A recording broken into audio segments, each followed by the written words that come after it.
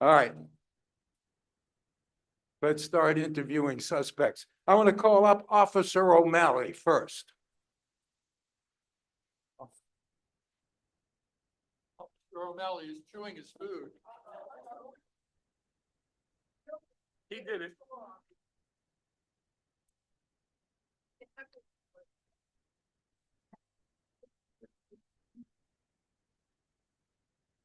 Officer O'Malley. It's always good to, Top of the morning to you. top of the morning to you too. It's always good to speak to another member of the Blue. Okay. How do you know the victim? I recognize the victim as one of the Grand Casino's high rollers. Okay, so you've seen him here before. Oh, yes. So what makes you a suspect? Well, because I was the first person to identify the victim as being dead. I see. Oh, wait a minute. I just got an announcement in. There was a body found at the intersection of Frank Sinatra Drive and Tropicana Boulevard. A man was found dead in the intersection with a piece of lettuce sticking out of his butt. What do the police say about that? It was just the tip of the iceberg. The tip of the iceberg. Absolutely. All right. Where were you on the night of the murder?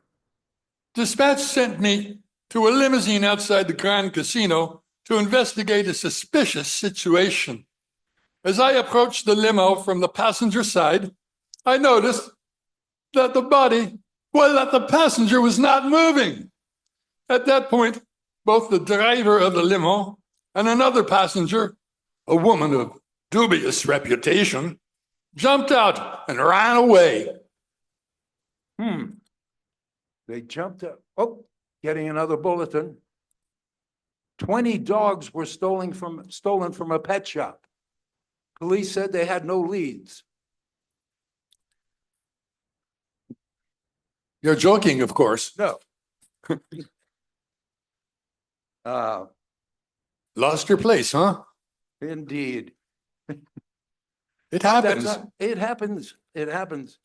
Nothing is, well, sometimes people are glad when they're a victim of crimes. Man had all of his lamps stolen, but he was delighted. All right, Another bad joke. another bad joke. Okay, so can anyone vouch or verify what you just told me? Of course. I recognized the woman as Pam, a casino regular. She saw me as I approached the car. Thank you very much, Officer O'Malley. Is Pam You're welcome. in the room? Pam? Here she comes.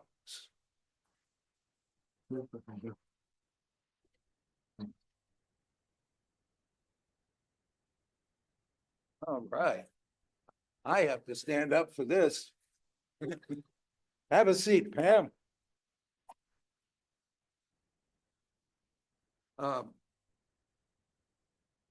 Boy, you look lovely. All the men say that. How did you know the victim?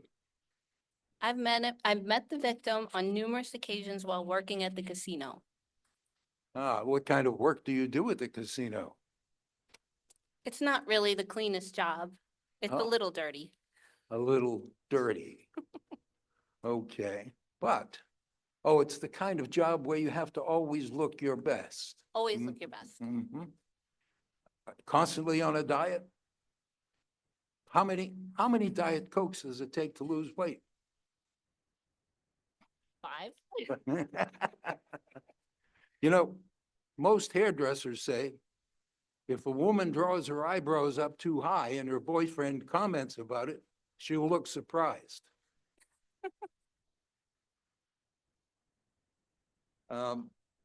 So why are you a suspect? The victim had made several promises to me during our relationship, none of which he's kept, the bum. You know, that reminds me of the other thing that happened here in Las Vegas. Do you remember when we had these billboards up that this entrepreneur, hotel owner was going to bring in the world's tallest piano player?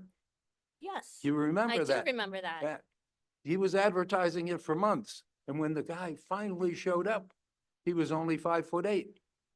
Everybody was upset, but as you well know, that's not the first time a man lied about the size of his pianist. That's for sure. Mhm. So it must be a lot of work to keep yourself looking so good. I went to a plastic surgery anonymous meeting one night. We were introduced, the woman got up, she said, "I see a lot of new faces here." All right. Okay, so where were you on the night of the murder? I got a call from the valet to go into a certain limousine parked outside the Grand Casino.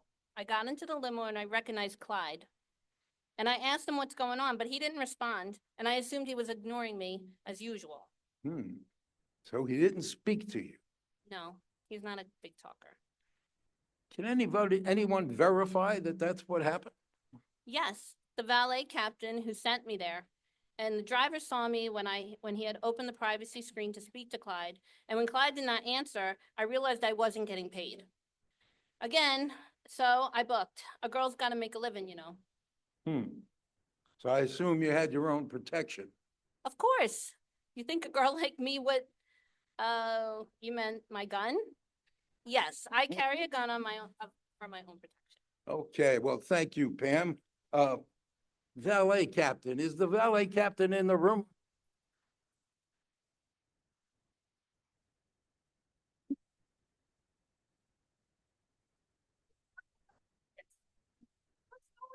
Well, you're a suspect. Please sit down. Suspect. Please sit down. What's your name? Francine. Wait a Fran- minute. Oh, my God. For God's sake. Please, what am I gonna do? You know what's gonna be like out there? It's terrible, but I'm afraid you're gonna have to sit down for this. God. Can we hurry up? What is your name? Putrid what? Petrosino, Oh, Petrosino. Okay. how do you know the victim, Francine? Called me for a date more than once. He wanted to date you? Oh, I had to get him somebody for the evening. Ah, okay.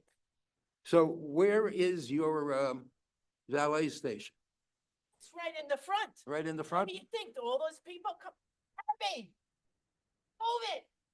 So it's right in front by the revolving doors. By the revolving doors, yes. You know, psychiatrists say people who are afraid of revolving doors eventually come around.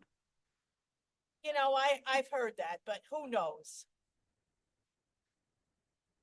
And some people are even afraid of giants. Really? Yeah, it's called the fee-fi phobia.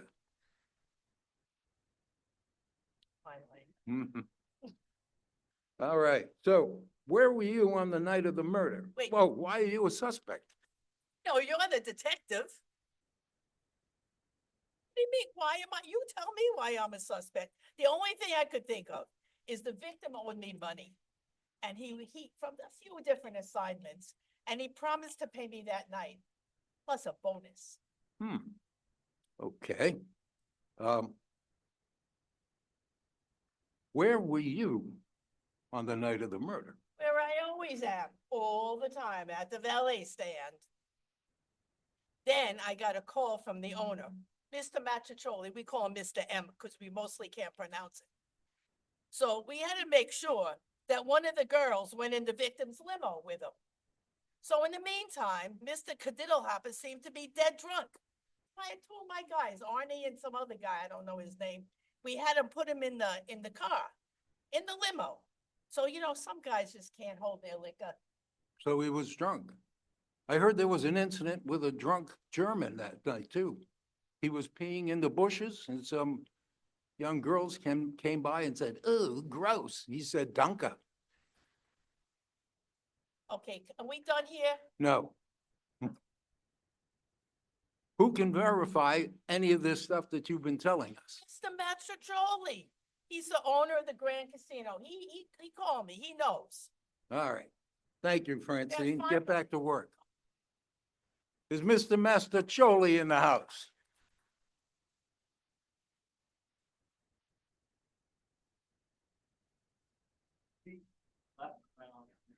You know, I got a lot of friends in high places.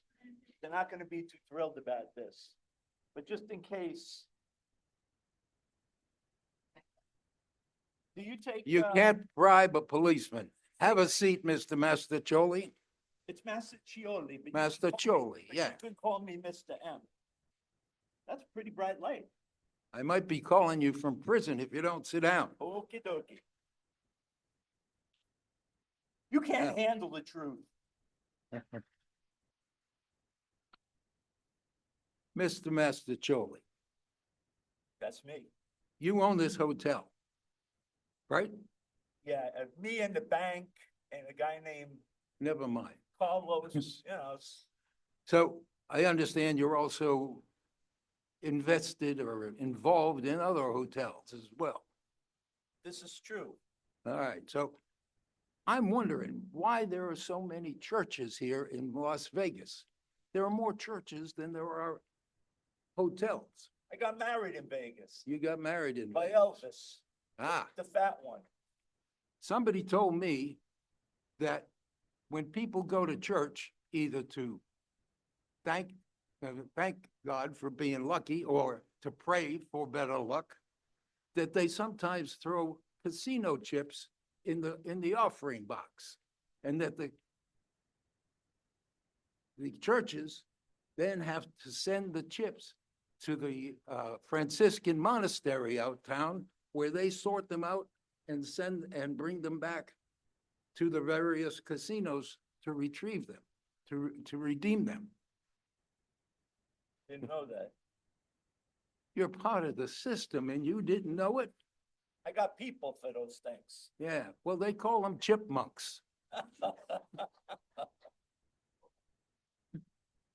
So why are you a suspect? How did you know the victim, first of all? Clyde K was a frequent customer of my establishment. Not the smartest candle on the cake, but, you know, he gave us some cash. We took care of him. Okay. Why are you a suspect? Well, it seems to be a common theme, but Clyde Hopper owed me and my hotel for his last vacation, and he said he was gonna pay us that night, That night. along with paying some other folks too. Let me talk about some of these other casinos you own. I understand you're involved with the Fontainebleau. That's the tallest casino in Las Vegas, 73 stories. Now, were you involved when that couple decided to do every position in the Kama Sutra in the elevators? Was I involved? I was the director of the movie. The movie? Well, I thought that was wrong on so many levels. Anyway, so where were you on the night of the murder? I was having dinner with a bunch of friends, many people here, and that included Clyde's wife, Mrs. Elaine Cadoodle Hopper. I can't even say it. So you were involved with Mrs. Cadiddle Hopper? I'm not surprised. Yeah, You- involved. some You would can't say. trust women. My wife ran off with my best friend. Now I don't have a dog.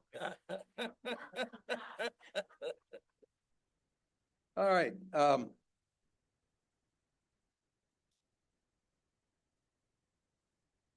so can anybody verify the fact that you were with Mrs. Cadiddle Hopper?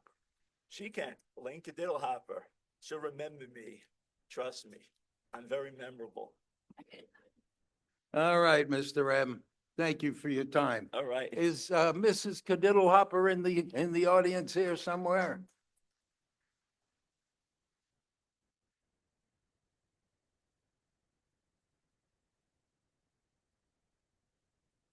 Ah, Mrs. Cadiddle Hopper, have Yes. my condolences. Thank you.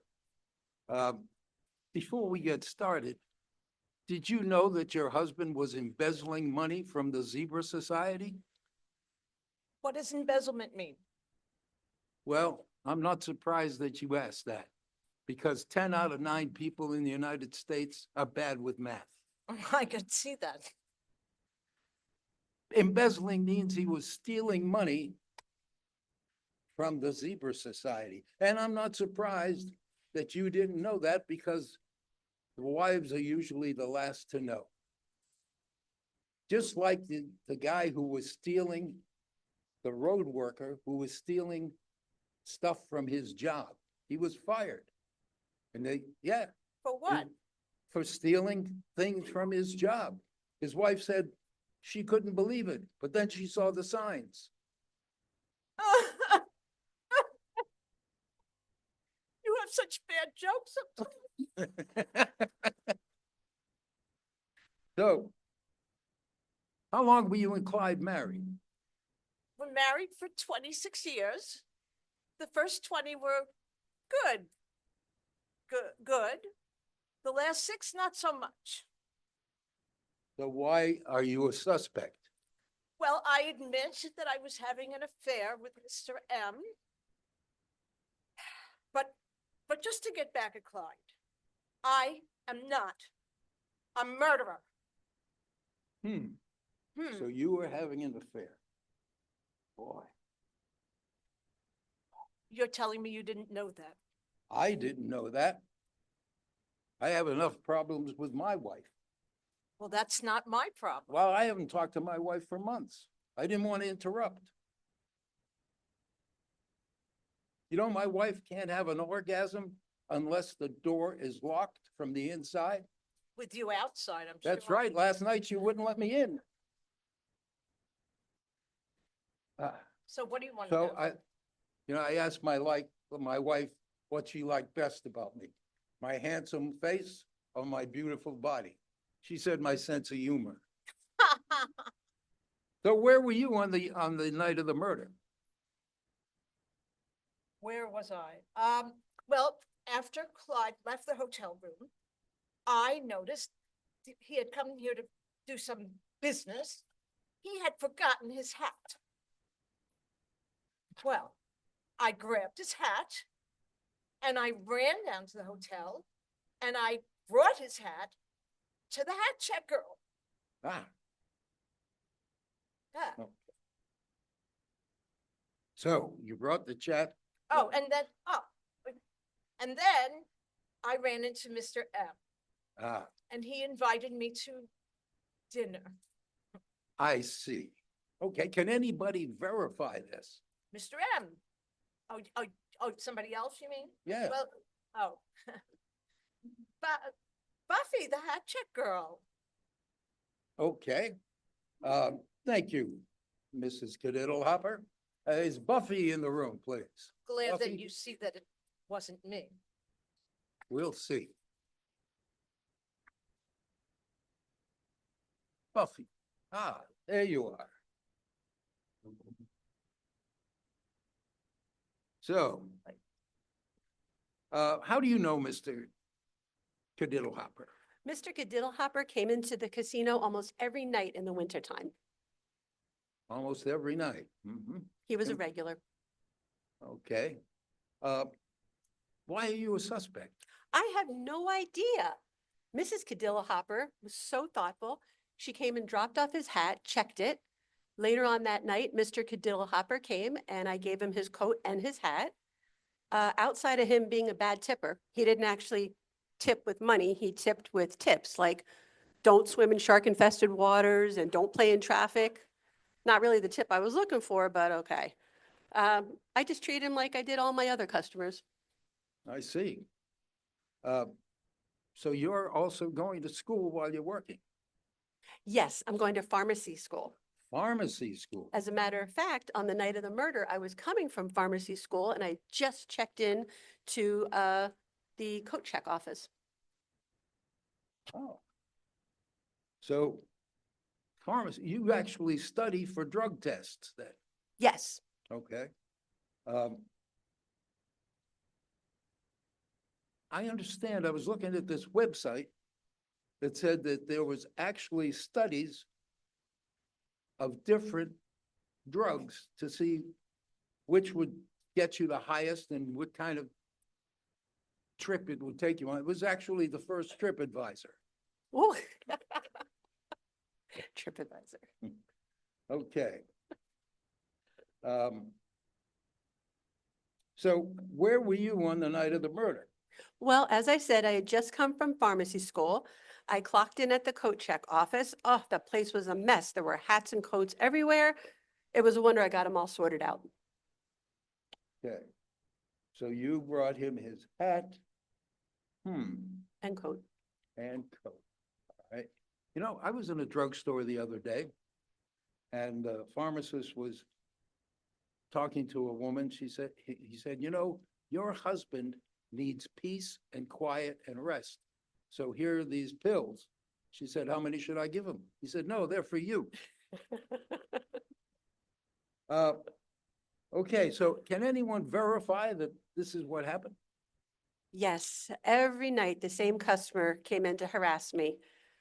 He was there again that night. We call him the flasher. I'm sure you can figure out why. Okay, thank you, Buffy. Thank you. Does the flasher have a name? Maybe. I don't want to know it. We just call him the flasher. All right, is the flasher in the room?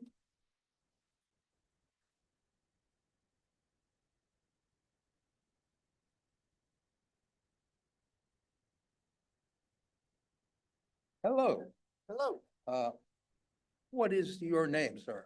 Max. Max. All right, Max. How do you know the victim?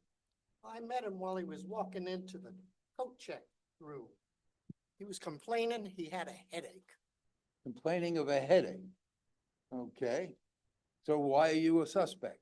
Well, he asked me if I had any Advil, but I didn't have anything to give him except for these special pills that Buffy gave me. So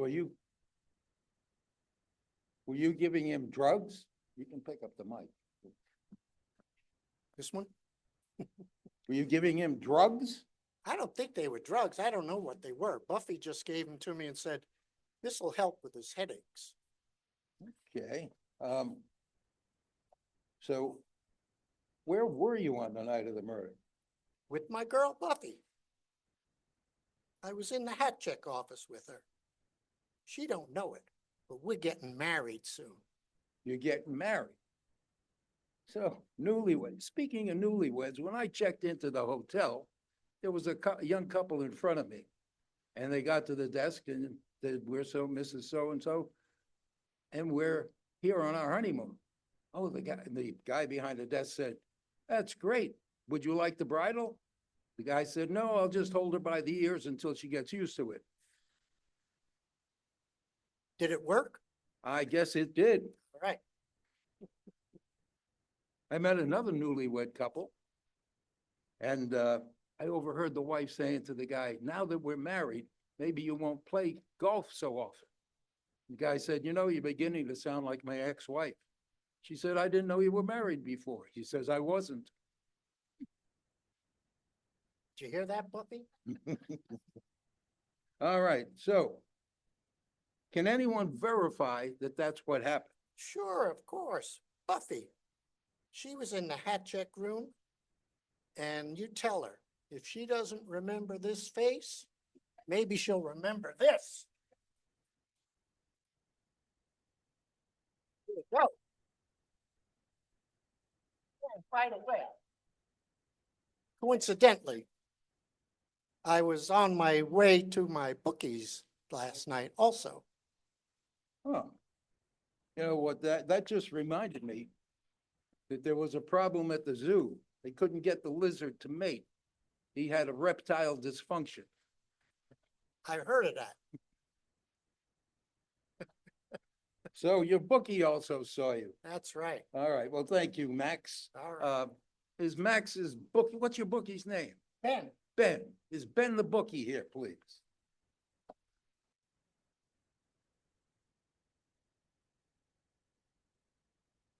Benny the bookie.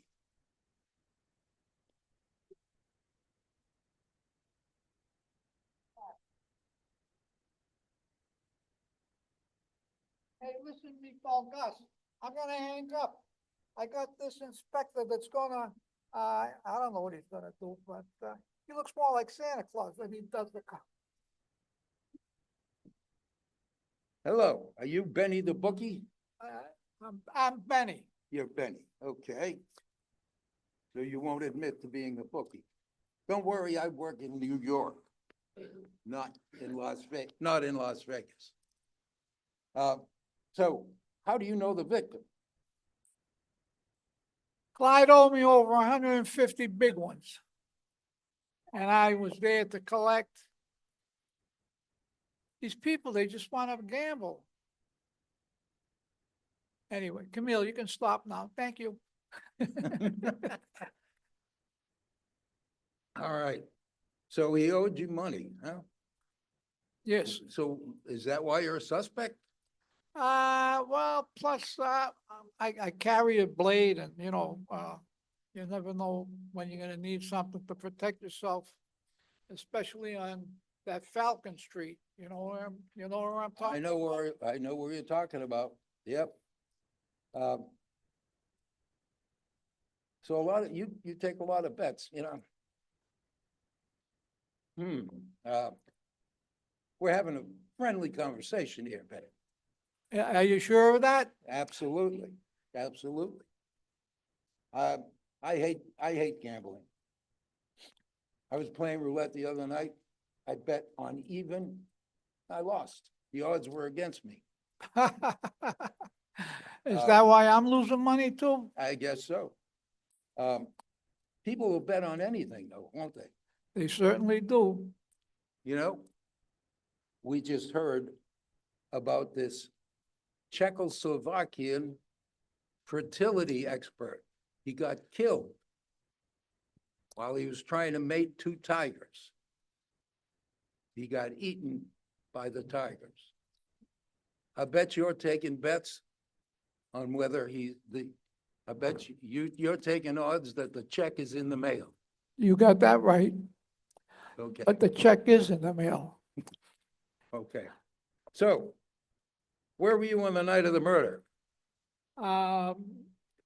After I chased the flasher away from Buffy, I reported to Mr. Masticelli, better known as Mr. Macaroni on the streets. I reported that I overheard Clyde was planning on leaving the casino. He needed to be stopped. I caught up with Clyde by the valet bench under the portico. As I was explaining the situation to him, he fell over and leaned on me. Francine sent two of her guys over to pour him into his limo. Can anyone verify that? Yeah, Mr. Macaroni, sent one of his associates to the entrance where I met him and pointed out the limo where Clyde was. Okay, thank you, Benny.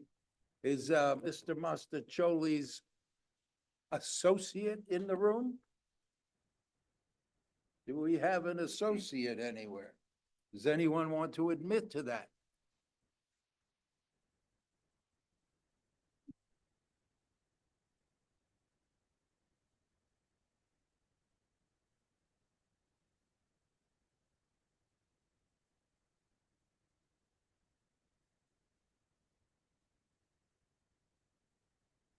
Hello, could you have a seat, please? Sure. And what's your name? My name's Arnold. Arnold. Yeah. You know, I heard that Las Vegas was trying to bring itself up, make itself classier, and that they actually got Arnold Schwarzenegger to agree to perform in a play about a 17th century composer, German composer. And he was interviewed and he said it was right. He said, "I'll be back." You got questions for me, pal? I do. How do you know the victim? Oh, he was a regular guest at the Grand Casino here in Las Vegas. Okay. Why are you a suspect? Why am I a suspect? Me? I'm a suspect? Well, you're here to verify, Benny's alibi, Well, but also to tell me what you were doing and why I should be talking to you. I'm kind of associated with Mr. M. And usually he sends me to, see some of the guests when he wants to send a message, a message. What kind of a message? A little persuasion here, a little persuasion there. Yeah, what kind of persuasion? Well, you never know, somebody could have a broken leg or a broken arm, Ah, so you might break legs. I had an uncle who had two wooden legs, so he couldn't do a regular job, and he didn't like to do desk work. So he got a job as a night watchman at a factory. The factory caught fire. Fire department came, they saved the factory, but my uncle burnt to the ground.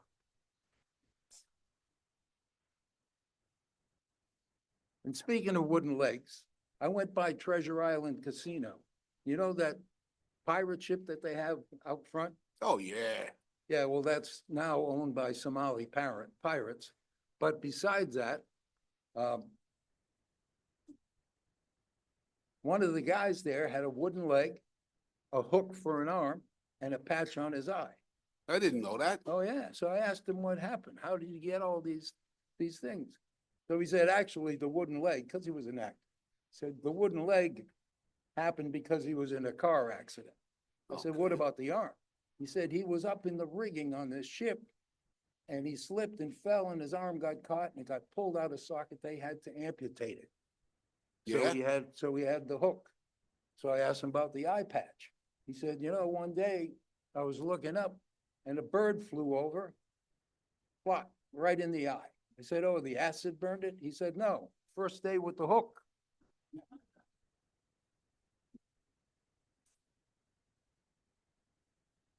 So, where were you on the night of the murder? Oh, I was in Mr. M's office, Well, we were watching the casino floor on the screens, security screens. My boss pointed out the the guest to me, and he asked me to detain him for a while. Ah, okay, so you were watching that from there. Do you do work for Mr. M at some of his other hotels? Oh, yeah, on occasion I do. He's got some interest in other organizations. Okay, what about Circus? I heard there's some weird things going on over there. Over at Circus, I've been there a few times. Yeah, they're trying to make different kinds of rooms to make it more like a circus. I understand, and the guests have a choice. I understand one guy had the bed removed and a trampoline put in. His wife, when she saw it, she hit the ceiling. Okay. You So- got any other questions there, Mr. Yeah, Mr. Petrocelli? so you were watching the thing. Okay, can anyone verify that? Oh, yeah, sure. Probably a few people. But I was able to eyeball, the limo driver, his name is Jimmy and he works here pretty regularly. And, I motioned him to stop the car. But when he saw me coming, he jumped out and he ran away. Did anyone else jump out? Oh, yeah, one of the working girls. Working girls, that's a euphemism. That's like a lady of the night, Well, you call them what you like, but they're working girls. okay? Well, what do you call an Italian working girl? Prostitute, everybody knows that. A prostitute. Yeah, Okay. prostitute. All right. Well, thank you for your time, Arnold. Let me see if Jimmy can verify what you just told me. Is Jimmy in the house, please? Are you done with me there, I'm mister? done. Okay, good. You have a nice day. You too.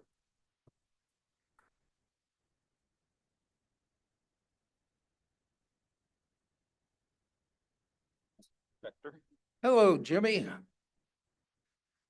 How are you? Okay, how you doing? You know, I love being a limo driver. You Um, know why? Why? Because limo drivers get to go to all these fancy places, but they're never invited. That's true. That's true. But limo driving, that's gotta be a tough job. It's gotta be tough. You gotta know the rules of the road. You gotta put up with people and driving. My wife went for her driving test the other week. Yeah? Yeah, she got an 8 out of 10. The other two are still in the hospital. Oh, that's terrible. So how do you know the victim? I don't know the victim. You know, I just drive. I don't know any of my passengers. Okay. So then why are you a suspect? I have no idea. I got sent to limo number 666 by the valet captain, and I was waiting for my passenger and in line to leave. Oh, so wait a minute. This just in. A miniature western town just exploded outside of town. Fortunately, it was after hours. The only person there was the night watchman, and he unfortunately had his rear end embedded with several miniature plastic horses. He's in the hospital, but they say his condition is stable. Oh, that's good. Good. Good to hear. Okay. All right. So where were you on the night of the murder? Well, as I said, I was waiting in the car when the back door opened and the passenger got in. Okay. Since no one told me where to go, I just waited for instructions. Then one of the ladies got into the back with the passenger, but still said nothing. Then I saw one of the Mr. M's henchmen running towards the car, and I got a little upset, and I opened up the privacy screen to talk to my passenger, and I noticed that he wasn't moving. He looked dead. So that's when I got out of the car and started running. I wasn't gonna get pinned for this one. Okay, okay. Uh, So you jumped out of the car. Right. Can anyone else verify that? Sure. Well, you know, I assume all the other drivers saw me running from the lot into the strip. And then what happened? The car exploded. It exploded. Okay. Well, thank you. Thank you, Jimmy. I You're guess- welcome. I guess we're I through hope with you the find the suspects. murderer. So do I. So do I. So we're through with suspects. Okay, I've got a lot to think about. Got to digest these clues, and you will also have a chance to get more clues. So right now, let's take a break for dinner. I hope dinner is here. All right. Thank you for your time. Don't leave the building.